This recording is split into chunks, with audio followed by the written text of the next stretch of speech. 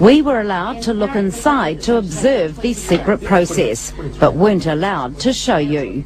We can confirm there was no hidden battery, no electricity, no sign of any other liquid.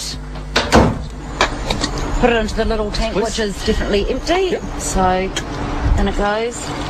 I poured the fuel into the bike and then saw the bike drive off.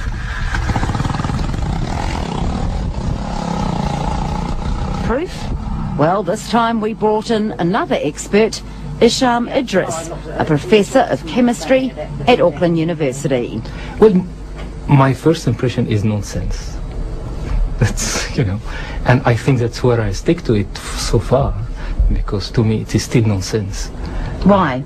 Well, simply because you cannot get more energy out, you cannot get energy out of something without putting energy. It doesn't actually smell of anything.